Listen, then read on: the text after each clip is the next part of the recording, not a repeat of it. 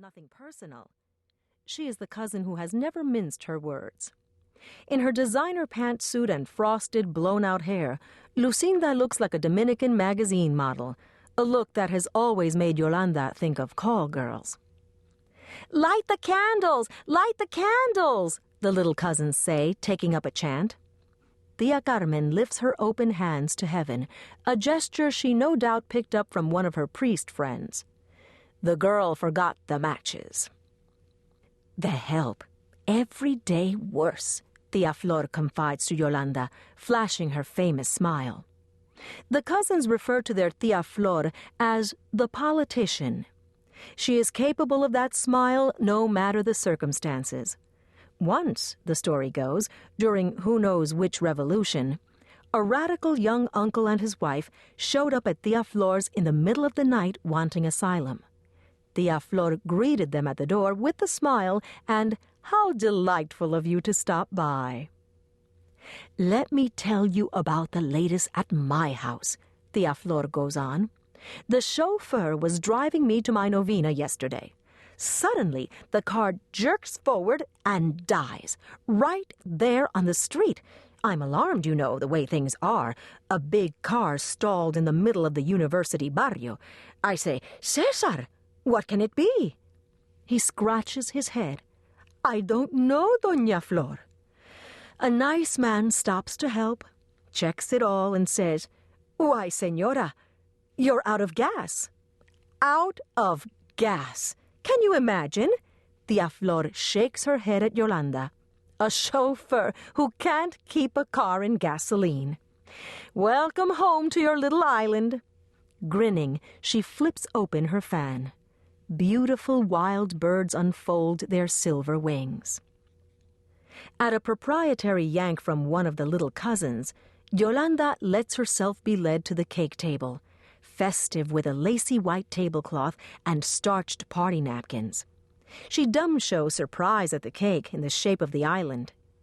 "Mommy thought of it," Lucinda's little girl explains, beaming.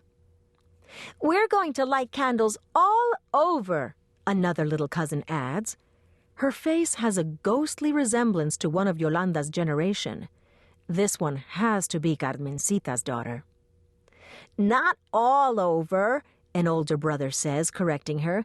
"The candles are just for the big cities." "All over," Carmencita's reincarnation insists.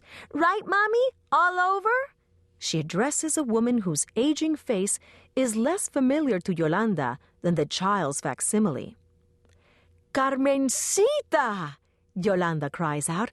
"I wasn't recognizing you before." Older, not wiser, Carmencita's quip in English is the product of her 2 or 3 years away in boarding school in the States. Only the boys stay for college. Carmencita continues in Spanish. "We thought we'd welcome you back with an island cake." 5 candles, Lucinda counts, 1 for each year you've been away. 5 major cities, the little know-it-all cousin calls out. "No," his sister contradicts. Their mother bends down to negotiate. Yolanda and her cousins and aunts sit down to await the matches. The late sun sifts through the bougainvillea trained to climb the walls of the patio, to thread across the trellis roof, to pour down magenta and purple blossoms. Tia Carmen's patio is the gathering place for the compound. She is the widow of the head of the clan, and so hers is the largest house. Through well-tended gardens beyond her patio, narrow stone paths diverge. After cake and cafecitos, the cousins will disperse down these paths to their several compound houses. There they will supervise their cooks in preparing supper for the husbands, who will troop home after happy hour. Once a male cousin bragged that this pre-dinner hour should be called whore hour.